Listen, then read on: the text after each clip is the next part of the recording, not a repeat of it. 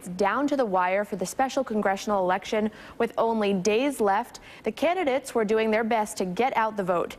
News 4's George Rickard is here with the latest. George? Yeah, this affects voters from Amherst in North Tonawanda all the way to the suburbs of Rochester. And that's how far the candidates spread out today to reach every voter they could.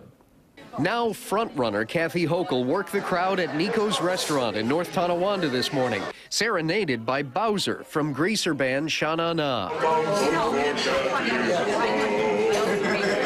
Many of the customers had already made up their minds. I thought she seemed very honest and sincere. I think she's going to do a good job. What she did with the motor vehicles department is incredible. But former state senator Fred Eckert wants Hochul to clarify her position on abortion. That I support the current law of the land. I support Roe v. Wade. And as a Catholic in church this morning, and a lot of people are praying for me in my community, they understand my position that this is between a woman and her doctor. And I think that's pretty much the position of the people, the majority of people in this district. Jack Davis. Hi, Jack. Candidate Jack Davis went door to door talking with voters on Alberta Drive and got the cars honking in a street-side rally with volunteers at Transit in Millersport.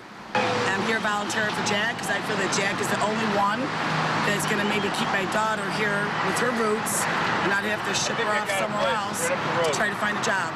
What we have to do is get out of the WTOs and the NAFTAs and not sign any more agreements like they have in Washington right now.